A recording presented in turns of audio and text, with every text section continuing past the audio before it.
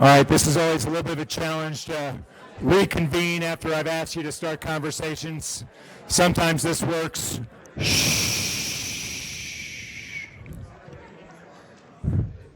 All right, it's my pleasure to next introduce Terry, who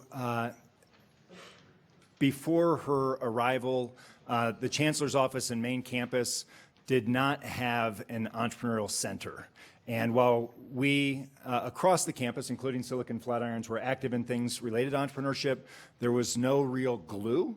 And her office, the office that she stood up, the Research and Innovation Office, has really proven to be the glue that brings us all together. And among the things under her leadership that she's really pushed has been muscle around technology transfer and especially commercialization support for the ideas coming out. You're going to hear more about that from Bryn, our Director of Tech Transfer. Please help me welcome Terry Fees. Thank you.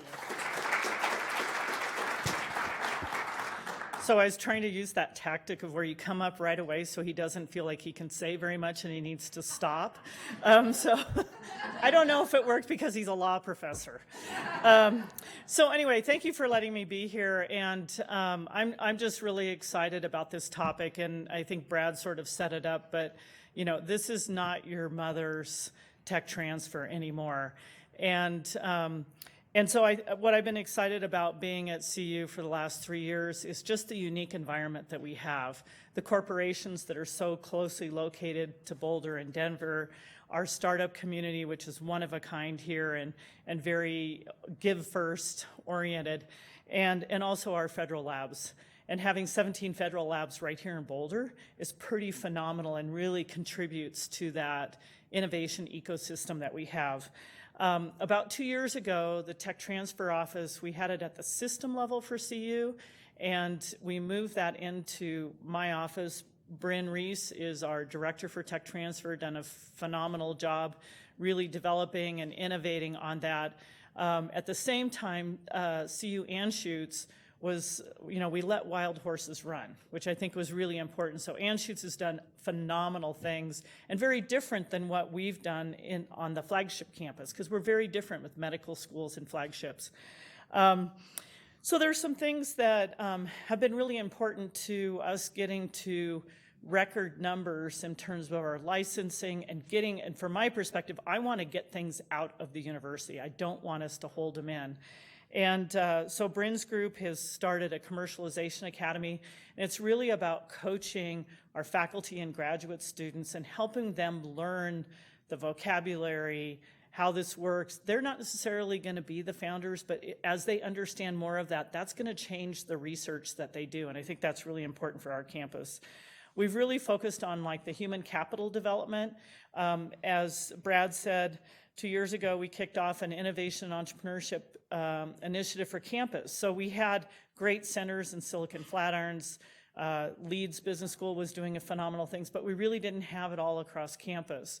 So the whole goal of what we're doing at our office is just helping to get all the boats to float up and get them to work together so that we really have a campus effort in this. And we have phenomenal people on this campus, Brad being one of the headliners of really building this over the last decade or more.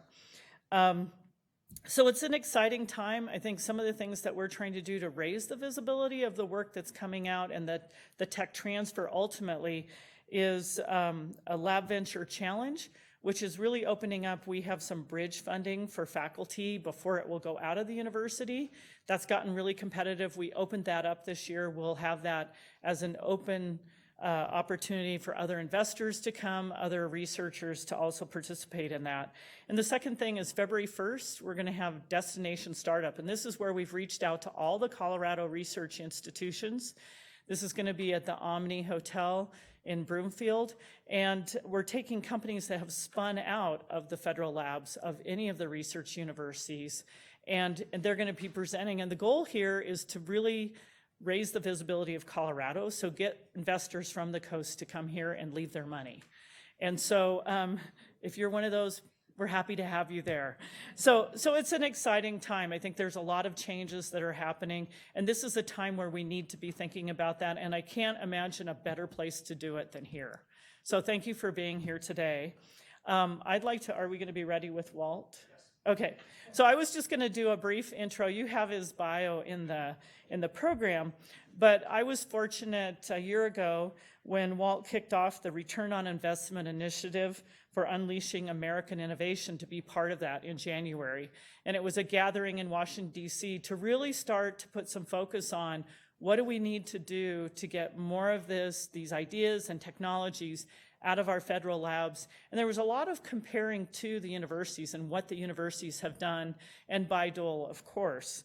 Walt has an interesting background, and I just want to say he's a Colorado guy, so he came from Colorado, and so when Brad was talking about this, it's like we have to get Walt to be part of this. So Walt's role is he's Undersecretary of Commerce for Standards and Technology and the NIST Director, and that started in October 5th, 2017. His background is he has a PhD in chemistry, but if you look at his career, what he's done is he's taken that technology background, he's applied it in so many different ways, and it's always about translating that technology into something that will have impact outside of the company, the federal lab, or a startup. So I think we're really fortunate today to have someone who's really leading the conversation nationally to be our invited speaker. You ready? Thank you so much. Can you hear me okay? Yes. All right, excellent, excellent. I apologize I can't be there, but in lieu of that, I actually brought my buffalo with me. This is one that I got courtesy of our friends at LASP. And as the father of a CU grad, I also have my official CU cap. So even though I can't be there on the front range, I'm delighted to join you virtually. Colorado has a very special opportunity in leading American innovation. The ecosystem is a powerful one. And when Terry and I had gotten together at the governor's awards event that's put together by CoLabs, which is a great convener in Colorado, I use the term that Colorado has the opportunity to make magic, and I truly believe that's the case. So today I'd like to give you a little bit of context on NIST, one of the neighbors in the ecosystem in Boulder as well. 325 South Broadway is the largest Department of Commerce campus outside the greater Washington, D.C. area, and it's home to NIST, to NOAA, and to NTIA, our telecommunications partners. So it's a great campus, several thousand people, and really seeking to contribute to the ongoing vitality of the region. Can you see that I moved the slide along? Good. So just very briefly, and I'll leave some time at the end for question and answer. NIST is from the very beginning of the United States and throughout its history until it became known as NIST in 1988, is part of the Department of Commerce, and its focus is on U.S. innovation and industrial competitiveness, and so it's the home of an important part of the U.S. innovation system, namely federally funded research and development, and how that gets translated into value. So the stewardship of the Bayh-Dole Act, for example, and its follow-on legislation, Stephenson-Weidler. And so that's an important part of the context why we're speaking today. NIST is well known for its scientific and engineering research and the advanced manufacturing national programs. But we are passionate about U.S. leadership. And so as part of the Department of Commerce, we will also work very closely with the U.S. Patent and Trademark Office, looking at the intellectual property system of this country and standard essential patents and how the various elements can work together to continue to keep the United States in a leadership role. NIST is approaching 8,000 employees and associates. Unfortunately, our campuses are relatively quiet these days. I don't know if Marla Dowell is in the audience there. Marla? Um, okay, well, Marla is the director of the NIST Boulder Lab, and she heads our communications technology laboratories. So a lot of what you see going on in the world of 5G, and also as we look to the future of connectivity, and also of public safety communications and the role of organizations like FirstNet. Marla's team is at the center of all that great work. NIST is home to 5 Nobel Prizes, and a couple of those are shared with the University of Colorado. And on campus there, you may walk by the GILA building, which is one of the longest standing joint institutes in the United States. It's the oldest one for NIST, dating back to 1962, and it's recognized as one of the leading research institutes globally, a center for quantum science and engineering work as well, and a real hub for engagement between the CU system, NIST, and the rest of the nation. NIST has a series of collaborative institutes around the country, including GILA. The Joint Quantum Institute is another one of our major institutes on the East Coast with the University of Maryland. And on the West Coast with Stanford University, we have the Joint Institute for Metrology and Biology, so applying measurement science to leading edge problem solving in structural biology and functional genomics. The priorities of the organization cover the priorities of the country in terms of the emerging as well as legacy industries that we need to deal with. And so I mentioned advanced manufacturing. Cybersecurity and privacy is a core area of research and development, as well as the creation of templates for the nation to use. And so the cybersecurity framework is continuing to be advanced, promulgated through the manufacturing supply chain and throughout government. But the privacy issues that we face in the world of big data are also central to NIST's research and engineering work. And in the middle of last year, we announced the creation of a new privacy framework, a collaborative effort between public and private sectors led by NIST, but bringing all stakeholders together. Disaster resilience is an area where we actually have a center with Colorado State University and also a series of partners across the nation. We have a team that just come back from Alaska analyzing the aftermath of the earthquake and the performance of materials, building codes and standards, and the community itself and how it responded in terms of human factors in the face of a natural disaster. Several of our other areas of focus include documentary standards, and I mentioned standards essential patents. So NIST leads the US federal government side of the standards development process. We work closely with the private sector in all these elements because it's truly a private sector-led process for the benefit of the nation's economy and also for US competitiveness globally. There are significant challenges that we face as we look at the standards process. It's the lagging indicator of innovation in many regards. One of the leading indicators, of course, is the patent filing records that we see in this nation and abroad, and we are seeing dramatic increases in the filings of foreign inventors in the United States system and the dramatic growth of the Chinese intellectual property system, as well as now increasingly a very concerted focus on leadership and standards, which in many ways is the common language of commerce.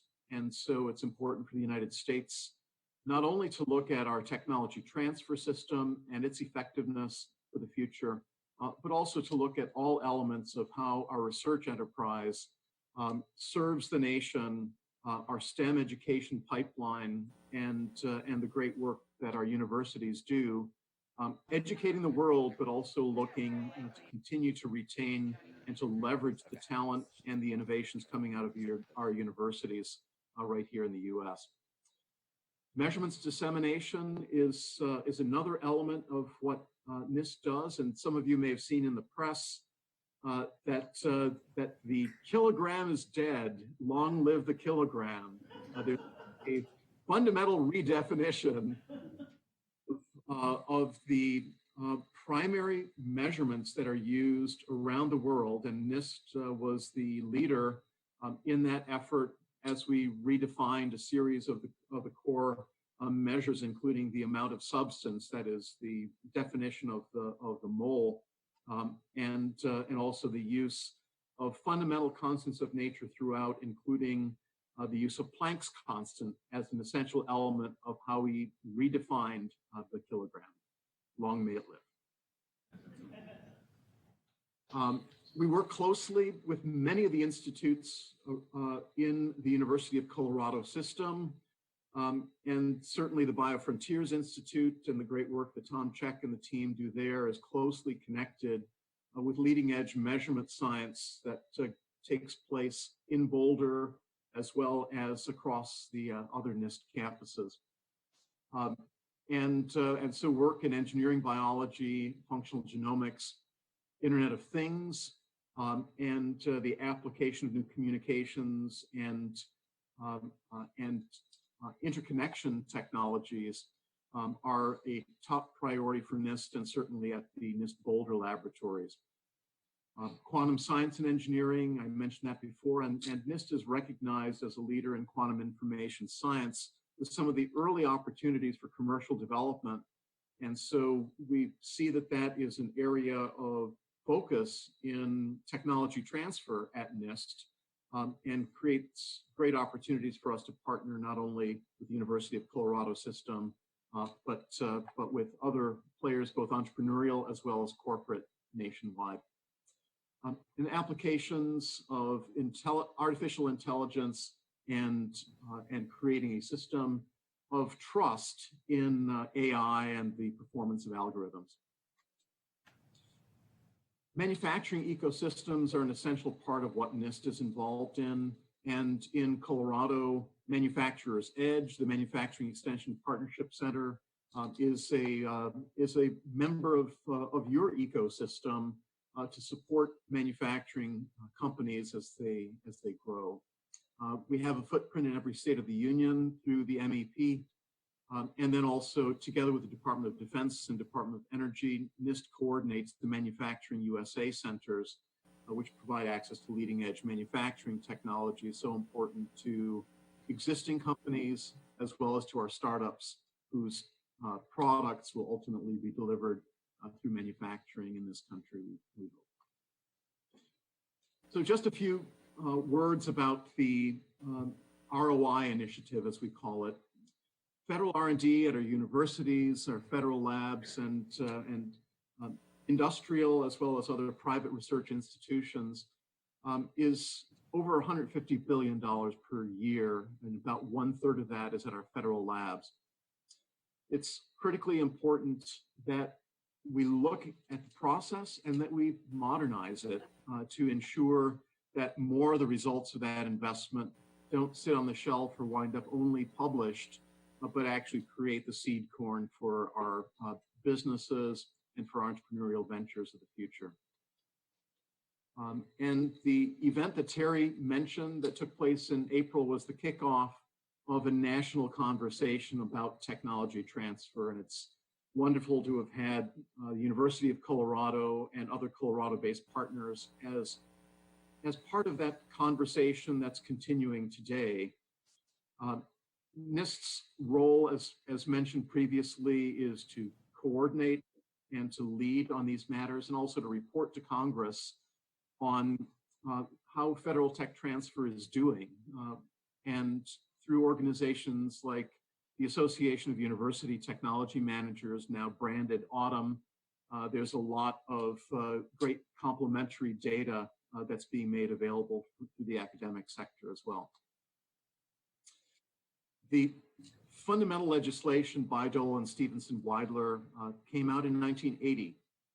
And unfortunately, some of the limitations of those legislations have not been appropriately updated yet. So we have a great opportunity in terms of the way in which universities partner with the federal sector, building consortia more seamlessly, removing much of the burden of reporting that our universities and federal labs have through modernizing our tools and processes. And the idea is to get more of our time and energy spent on actively executing on deals rather than spending time of lawyers in negotiating interminably on some challenging language that goes back to earlier legislation. And we've come a long way. Rather than just having a focus on patenting and licensing, we really are looking at the performance of ecosystems, aren't we? And our federal labs, our research organizations, our universities, and our entrepreneurial spirit is at the very heart of innovation. And I've just come back from Israel, which as part of the benchmarking that we're doing as part of the Return on Investment Initiative. Israel is known as Startup Nation, and in many ways, the kind of ecosystems, the kind of flexible structures and public-private engagement that they are building and continually experimenting with new approaches are areas where we in the United States can leverage. And certainly one of my great friends going back to grad school days is Dave Corey, who previously was MIT. He's now up at Waterloo in the Quantum Center there. And we've spent quite a lot of time as well talking about the importance of technology transfer and industry engagement, co-location of entrepreneurs with business services, access to research laboratories, access to capital, and ultimately a vibrant ecosystem that benefits from proximity. The definition of return on investment, and indeed looking at technology transfer itself, we're considering very broadly in this initiative for the country. Processes by which knowledge, facilities, and capabilities that are developed under federal R&D funding are used to fulfill public and private need. In many ways, looking beyond just the licensing and intellectual property capture elements at the innovation ecosystems, at the economic development opportunities that are created regionally and more broadly are critical elements of the future consideration of where technology transfer is going.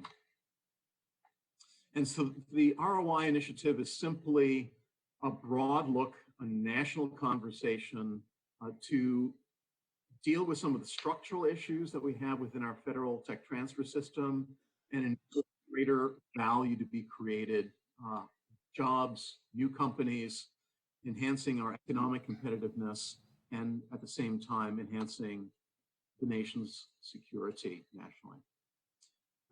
Lab to Market is jointly managed between NIST, as the NIST director, and the head of the Office of Science and Technology Policy are co-leads on this. And the primary authority within the country is within the Department of Commerce and NIST to drive this, but coordinating across the various other parts of government is critically important. And part of our goal as well is to not only modernize the system, but to create new incentives to invite the private sector investment back to the interface at our universities and our federal labs to create more value in the economy. This is Liz Donnelly, who works in portable atomic clocks. She's at the Boulder labs you've seen her around town at Gilla or on campus. But the goal that we have is to engage the entire stakeholder community in where next for the United States, where next for our innovation system, what are the systemic issues that we face, and what are the opportunities, what are the best practices, what are the policies that need to be considered and then ultimately implemented. And as part of the national conversation, we've had a series of forums across the country, actually several in Colorado, and the written commentary that was received in response to our request for information, RFI, represented literally thousands of stakeholders, many technical organizations, all of our universities participated through these efforts. And you may say, well, you know, if we're talking about federal tech transfer, you know, how does that affect me at the university or within my ecosystem? In a lot of ways, these regulations affect how universities work, how intellectual property is captured, and also how partnerships are created between the government sector, government laboratories, and building consortia and multi-party agreements. And so the universities directly and indirectly are a very significant part of the ecosystem. We've also realized that this has been going on for a lot of time. There have been many reports issued. And certainly, as Terry mentioned, I've been a practitioner in tech transfer, both in the public sector as well as in the corporate sector. And so I've personally experienced the pain of what it takes to actually get the job done with some of our federal organizations. So there's a lot of passion behind this project, and an organization that NIST coordinates, called the Federal Laboratory Consortium, that brings our 300 plus federal labs together. The leadership there have basically said that they've seen this initiative as a once in a lifetime opportunity to bring best practices and to ultimately modernize our legislation, our policies, and our procedures across all the federal sector. So exciting times, and it's a work in progress. A lot of the issues, lawyers who have been involved in developing contracts or putting together agreements, cooperative research, Space Act types of agreements, will know that there is a plethora of approaches that are being used across the government, and it makes it challenging, especially if you're an entrepreneur trying to get access to technologies from multiple locations to navigate those interfaces. The primary legislation was created in 1980, as mentioned before, well before the digital economy. And so there are limitations in protections on digital products and software, algorithms, and various communication protocols that our economy today certainly requires as seed corn for businesses and for products and services. Managing trade secrets and the creation of know-how at the federal and also at the academic interfaces, actually a very important part of technology transfer. As we look at the amount of revenue that's created at our nation's universities and federal labs, a lot more revenue is actually created from consulting agreements and sponsored research than directly from licenses. So the list really goes on. There have been many responses received to the RFI, and we've distilled those in what we call our draft green paper. That's available on the Silicon Flatiron's website. It's been uploaded today.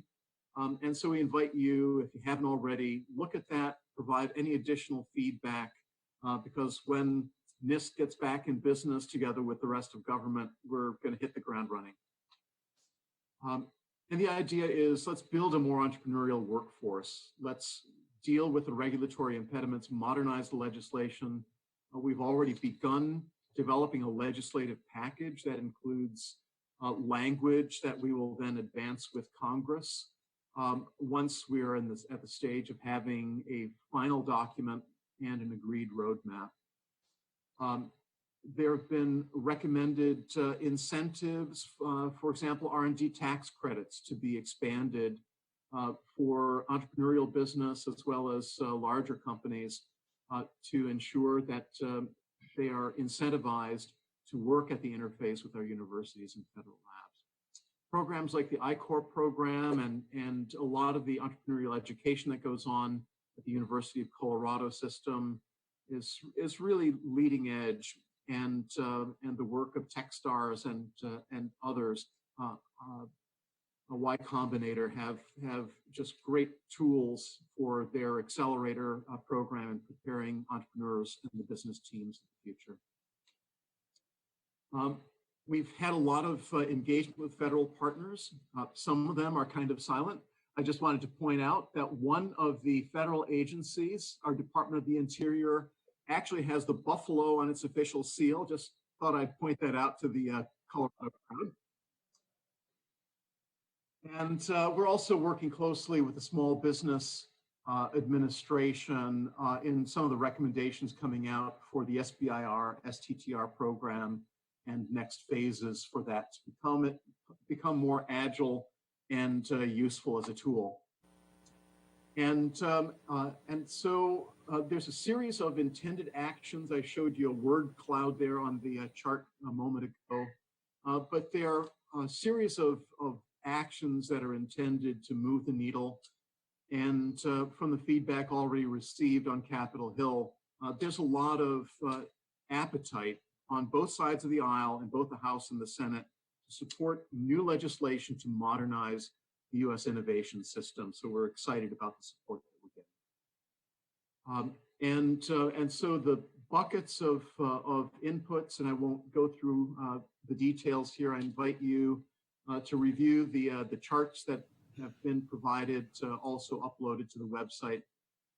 But improving the system, increasing private sector engagement, building a more entrepreneurial workforce through all the best practices and tools available, modernize our systems, make it easier to find technologies and easier for our universities and labs to report on them, and more appropriate tools to measure the broad series of outcomes of federal science and technology investment.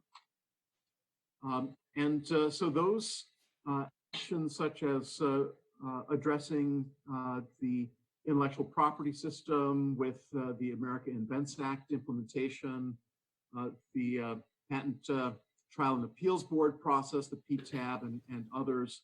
We're working with the PTO on those initiatives and some of the recommendations together with the others that I've mentioned. Because of the shutdown, our timetable has been pushed out a bit. So for that reason, I show February plus to publish our final ROI green paper. But basically what this couple of weeks has meant is that people have had a little bit more time to think about it and submit follow-on inputs to finalize the green paper, which ultimately will become a white paper policy document to guide what we do on Capitol Hill. And then we'll continue to work with the White House and all of the interagency team in collaborating around the next steps, including the draft proposed legislation for submission. So once it's back up, there's the website, NIST.gov/TPO/ROI. If you try to find it now, you'll get a banner across the top saying, due to the lapse in federal funding, much of the website's unavailable. Sorry about that. So the symbol that you see here, the multicolored symbol, is the redefinition that was voted upon in Versailles in November of this year with the fundamental constants that support the world's commerce and standard system, as well as advances in all aspects of science. So NIST is delighted to be part of that. We're delighted to be part of the Colorado community. And we also look part of facilitating a bright future of tech transfer. Thanks a lot.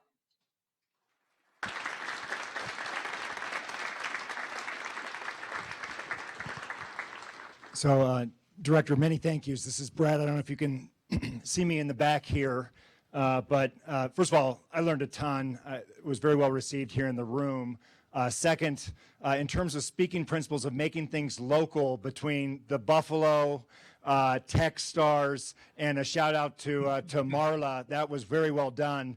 Marla wants everyone to know, though, she is a CU alumna herself and here in her personal capacity, just for the record. In terms of a tradition here at Silicon Flatirons, the first question goes to a student, which I'll offer up, and then maybe we'll take 2 or 3 questions, if that's all right with you, before we conclude. Does that work? Yeah, perfect. Yeah. All right, wonderful. Thank you. We have a student who wants to take the first swing. All right, other questions, and we'll come back to the students after the first panel.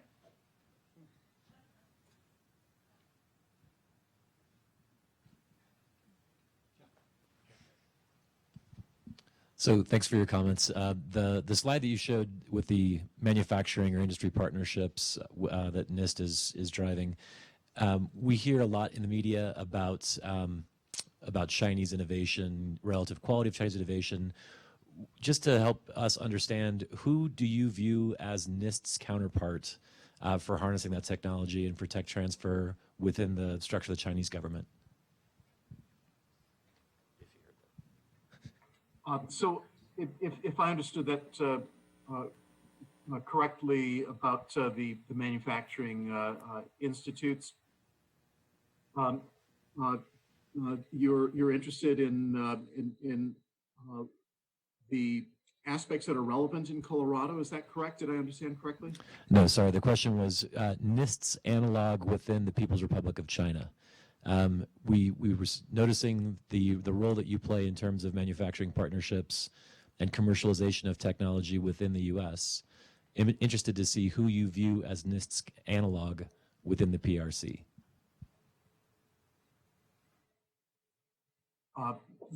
Yeah, unfortunately, the audio is just not quite that clear on this end. I'm just wondering if somebody could assist with restating the question. Yeah, I can hear you just fine. The question is there an analog that you would point to? What is the NIST of China is the essence of the question, and any thoughts that you have about that? Yeah, so the way in which science and technology and advanced manufacturing, as well as measurement science, is handled in China, that has recently been restructured within the past year. The organization in China is called NIM. That's their basically the Chinese National Institute of Metrology. And quite frankly, there are good relationships between the United States and China in various aspects of measurement science and standards, because it's so important for us to have a common perspective to support fair trade and product development in both nations. China, as part of their China 2025 vision, have launched a series of manufacturing institutes across China. They directly replicate the NIST Manufacturing USA institutes, and as well as those that we manage with the Department of Energy and Defense. As a matter of fact, the Advanced Materials Institute in China for digital manufacturing uses exactly the same name as the Manufacturing USA Institute outside of Chicago, and so yeah, so it's the Digital Manufacturing and Innovation Initiative, DMDII, is exactly what China called theirs. So they're being very deliberate about saying that we will adopt best practices from around the world, and we will invest more, and we will create more of these types of institutes. And they've not only been deliberate about it, but they've also been quite transparent in actually publishing their plans for the world to see. So it's a very interesting dynamic. There's an interesting report also that universities and laboratories around the world have read It's called Picking Flowers, Making Honey. It comes from the Australian Research Institute, and it's a very interesting read also. I commend it to you.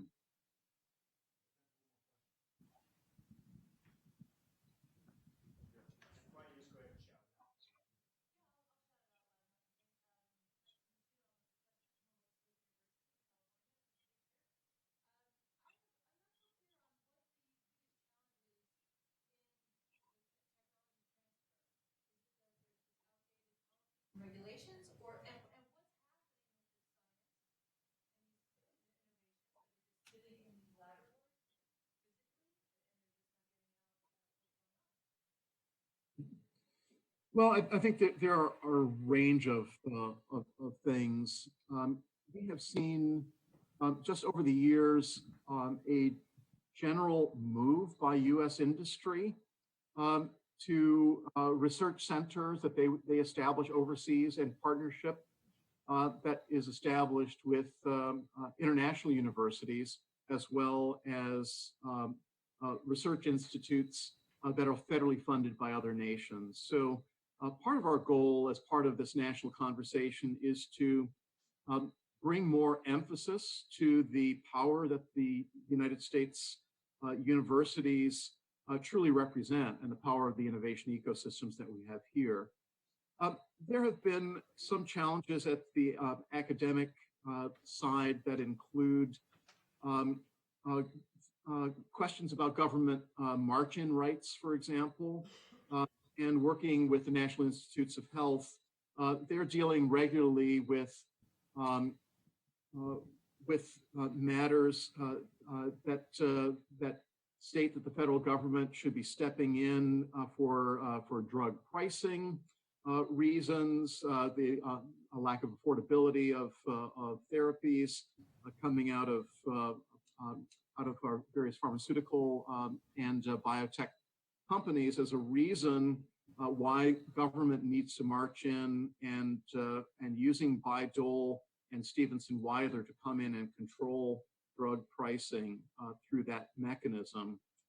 As you'll read in the green paper, one of the strong recommendations that's made there is that the very specific government use license and march-in rights provisions need to be clarified for the benefit of U.S. industry and licensees, such that the rights that are being invested in actually provide the kind of protections that the companies and their investors are seeking. And it affects our biotech players as well as large pharma companies. Those are just two of the examples. I would say that a significant focus, however, is on the partnership between our government institutes, our federally funded institutes that are either government owned and government operated or contractor operated. And many of the Bayh-Dole provisions treat universities as contractors for the purpose of intellectual property protections and licensing. And one of the other recommendations that's come out of this study is that a limited use be provided for federal funds to actually support intellectual property protections for the benefit of the United States and its citizenry. So I invite you to take a look at the green paper recommendations in the summary section, in particular at the back.